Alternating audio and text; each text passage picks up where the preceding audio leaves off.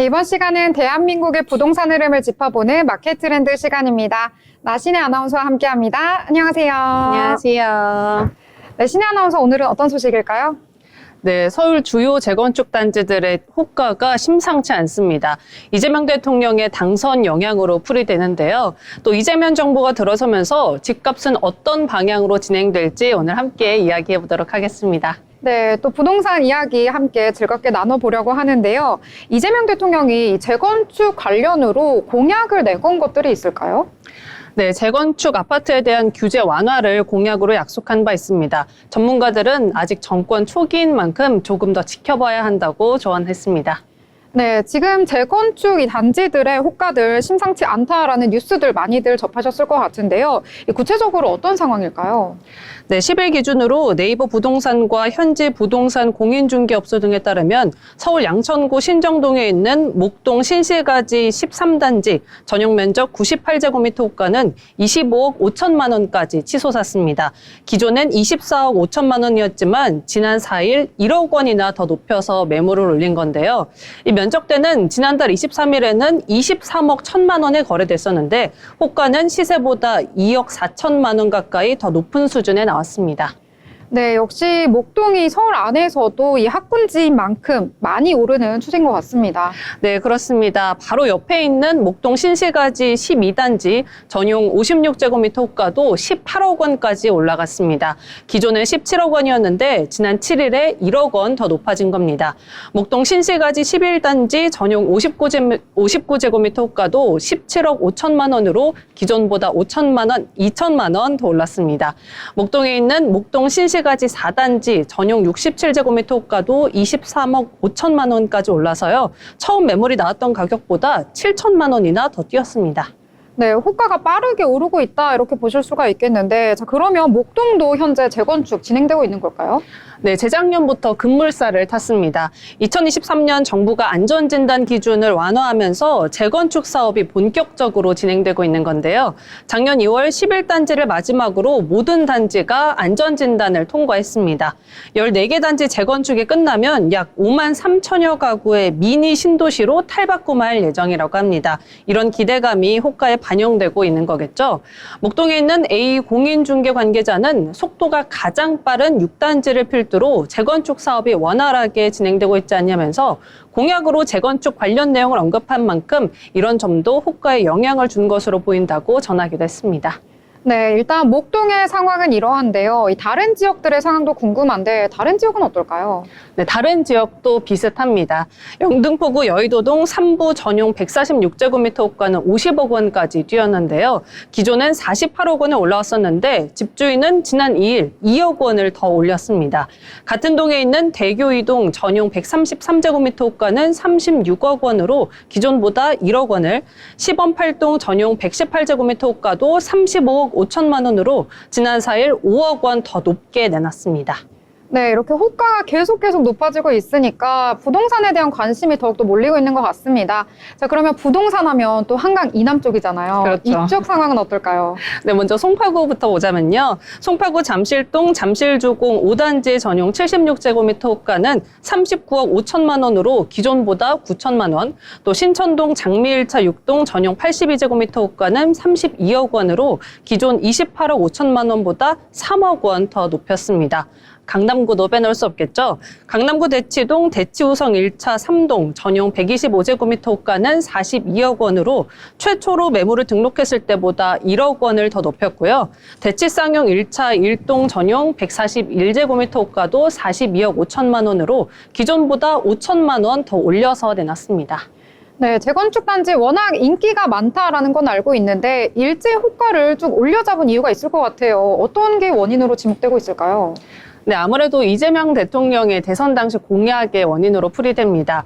이 대통령은 재건축, 재개발 용적률 상향, 또 신속 인허가 제도 도입, 부담금 완화, 도시분쟁 조정위원회 기능 확대 등을 공약으로 내건 바 있는데요. 정보영 NH투자증권 텍스센터 연구원은 이런 공약들로 인해서 시장의 기대감이 커진 것이라고 분석했습니다. 강남과 여의도, 목동, 일기 신도시 등 정비사업 유망 지역은 추진 기대감만으로도 집주인의 우위와 국지적인 가격 상승이 이어질 가능성이 높다고 예측했습니다. 네, 그렇다면 앞으로 상승 여력에 대한 가능성 제시를 했으니까 혹시 지금이 이 매수해야 될 타이밍으로 봐도 괜찮을지 어떨까요? 가장 관심이 많으실 부분인 것 같은데 사실 그렇지도 않습니다. 매수엔 유의할 필요가 있다는 조언도 나오고 있는데요. 아직은 정권 초기인 만큼 공약이 언제 또 어떤 방향으로 실행될지 아무도 모르기 때문입니다. 송승현 도시화경제 대표는 보수 정권에서 진보 정권으로 넘어왔고 정권 초기 인사 등을 고려한다면 올해 하반기엔 큰 변화 없이 현 상태의 시장 흐름이 계속될 가능성이 높다고 내다봤습니다. 네, 일단 새 정부가 출범을 하면서 많은 분들이 또 부동산에 관심이 있는 것 같습니다. 새 정부에는 또 부동산 방향 어떻게 흘러갈지 궁금증이 많으실 것 같은데요. 이 관심도 많은데 현재 부동산 상황 어떤 분위기인지 한번 체크를 쭉 해주시죠. 한마디로 초양극화 상황이라고 보시면 될 것 같습니다. 서울 내에도 강남 3구와 마포, 용산, 성동구, 마용산 등 핵심지, 강남권과 가까운 수도권 등 인기 지역들은 고공행진하고 있지만요. 서울 외곽과 지방 집값은 여전히 차갑습니다. 네, 역시 양극화 계속되고 있고 이쯤에서도 똘똘한 한 채 이런 단어도 생각이 나는 것 같습니다. 자, 그러면 이번에 새 정부 들어섰으니까요. 부동산 정책 어떻게 좀 보면 될까요? 사실 뚜렷한 방향은 아직 나오지 않았습니다. 앞선 정부에서 집값의 정권 자체가 흔들렸던 경험이 있기 때문에 힘을 뺀 건데요. 이재명 대통령은 내놓은 공약에서 재건축, 재개발 완화와 유휴부지 개발을 통한 주택 공급 확대를 핵심으로 내놨습니다. 여기에 세금으로 집값을 잡지 않겠다는 의견도 내비쳤죠. 다만 구체적인 내용이 담기지 않아 아직은 이렇다 할 시장 영향을 가늠할 수가 없습니다.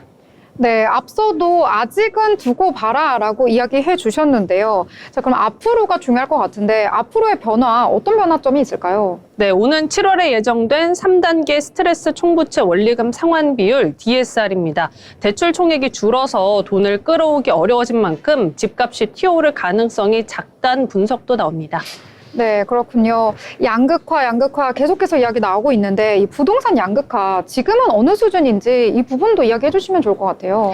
네, 4월 한국부동산원이 발표한 주간 아파트 가격 동향에 따르면 서울 집값은 지난해 말 대비 현재까지 1.83% 상승했고요. 집값 상승을 견인하고 있는 지역은 역시 핵심지입니다. 강남권에선 강남 3구가 시세를 이끌고 있고요. 송파구가 5.6%로 가장 큰 폭의 상승률을, 강남구가 5.18%, 서초구가 4.72% 상승했습니다. 강북권에선 역시 마용성이겠죠. 성동구가 3.15% 뛰었고 마포구가 2.63%, 용산구가 2.57% 상승했습니다. 네, 이런 상황 계속되고 있다면 역시 강남 인근에도 영향을 받고 있을 것 같습니다. 이 부분은 또 어떻게 될까요? 네, 맞습니다. 강남구와 가까운 강동구는 2.13%, 영등포구는 1.9%, 동작구 1.62% 등 상승했고요. 강북권에선 광진구 1.74%, 종로구 0.89% 등이 상승했습니다. 경기도에선 과천과 분당 등 실수요자들의 관심이 많은 지역의 집값이 강세를 보이고 있습니다. 네, 아까도 양극화 이야기를 했고 또 계속해서 서울 중심지와 외곽의 차이가 심해지고 있다라고 했는데 떨어지는 쪽 지역 분석도 해보면 좋을 것 같아요. 네, 서울 외곽이 대표적입니다.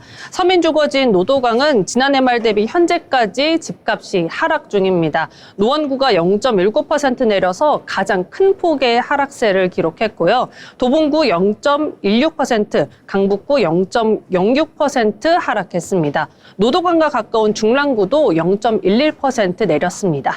지방 상황은 더 심각합니다. 지방 집값은 올해 들어 0.92% 하락했는데요. 6대 광역시는 1.17% 하락했고 5대 광역시로 좁히면 1.28% 하락한 것으로 집계됐습니다.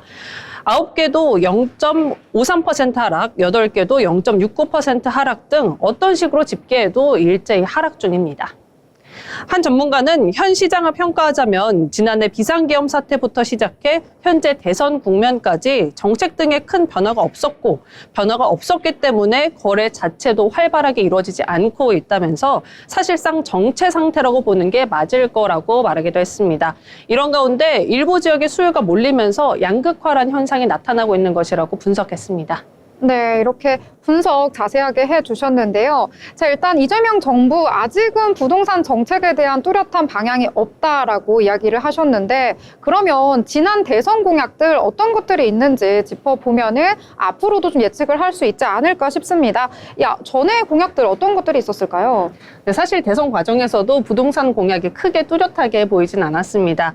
지난 2월 서울 일부 지역에서 토지거래 허가구역을 해체해서 집값이 급등한 것을 계기로 서울 핵심지를 토지거래 허가구역으로 확대 지정했는데요. 대선 후보들은 부동산 공약을 섣불리 내놨다간 역풍을 맞을 위험이 있다고 판단하고 부동산 공약 자체를 전면에 내세우지는 않았습니다. 이재명 대통령도 역시 마찬가지였습니다. 이 대통령은 지난달 28일 한 라디오 인터뷰에서 진보 정권은 기본적으로 세금을 부과한다든지 소유를 제한한다든지 수요 억제 정책을 했는데, 그런데 시장이 이걸 이겨내더라. 이제는 세금으로 집값 잡는 일을 하지 않겠다고 말한 바 있습니다. 네, 그렇군요. 일단은 집값을 잡는다 하면은 세금으로 때려잡는다 이런 얘기 많이 나오는데, 그럼 세금 말고 어떤 방법을 취하는 건가요? 네, 지난 29일 유서에서는요, 강남 서초에서 세금으로 수요를 억제하지 않고 공급을 늘려서 적정 집값을 유지하는 방향으로 가겠다고 했습니다. 또 한 유튜브 방송에서는요, 규제하는 순간 대중들에게 집값이 오르는 신호를 주는 것이라며 시장 원리대로 가야 한다고 강조하기도 했습니다.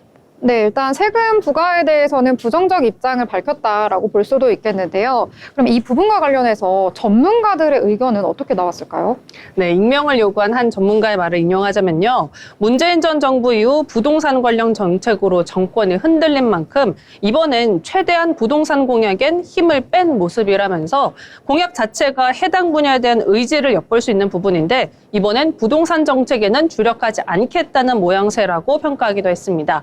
이 관계자는 아직 세부적인 정책이 나오지 않아 시장에 어떤 영향을 미칠지 가늠하기 어려운 상황이라고 평가하면서 보수 정권에서 진보 정권으로 넘어왔고 정권 초기 인사 등을 고려한다면 올해 하반기엔 큰 변화 없이 현 상태의 시장 상황이 지속될 가능성이 높다고 판단하기도 했습니다. 네, 그렇다면 3단계 스트레스 DSR 이것도 변수로 작용할 것 같아요. 네, 맞습니다. 오는 7월 1일부터 수도권에는 1.5%의 3단계 스트레스 DSR이 붙는데요. 비수도권에는 2단계 스트레스 금리인 0.75%가 올해 12월 말까지 적용됩니다. 1단계 시행 당시에는 은행권 주택담보대출의 0.38포인트의 스트레스 금리가 적용됐고, 지난해 9월에는 2단계로 접어들면서 1.2%포인트로 상향됐습니다. 스트레스 DSR은 대출을 심사할 때 차주의 상환 능력을 보다 엄격하게 평가하는 제도인데요. DSR은 한 해 동안 갚아야 하는 대출 원리금 상환액을 연간 소득으로 나눈 값입니다. 주택을 구입할 때 소득 수준에 비해 대출을 과도하게 받지 말라는 취지로 만들어졌습니다. 네, 그러면 이번 정부가 가장 시급하게 해결해야 될 과제 어떤 것이 있을지 저희 한번 요약을 해볼까요? 네, 전문가들은 일제 양극화를 지목했는데요. 양극화는 이 똘똘한 한 채를 선호하는 기조로 더 심화됐죠. 똘똘한 한 채는 다주택자 규제에서 비롯됐습니다. 문재인 전 정부 당시 다주택자에 대해 취득세, 보유세, 양도소득세 등 집을 살 때, 가지고 있을 때, 또 집을 팔 때까지 모든 과정에서 세금을 매긴 바 있죠. 다주택자들은 가지고 있는 부동산 자산 중에 수익성이 낮은 물건을 우선순위에 두고 처분했습니다. 소위 잘 나가는 매물만 남기고 팔기 시작한 건데, 결국에는 서울 핵심지 아파트가 선택받을 수밖에 없었습니다. 서울 외곽, 비서울은 수요가 감소했고요. 결국 가격이 내리면서 집값이 벌어지기 시작한 겁니다. 서울 부동산에 쏠린 수요를 지방으로 분산해야 한다는 시각도 있는데요. 함영진 우리은행 부동산 리서치랩장은 이제는 지방에서 집을 몇 가구 가지고 있느냐 마냐는 중요하지 않은 상황이라면서 지방에 한해서라도 다주택자에 대한 규제를 완화해 지방 미분양 물량을 해소할 필요가 있다고 설명했습니다.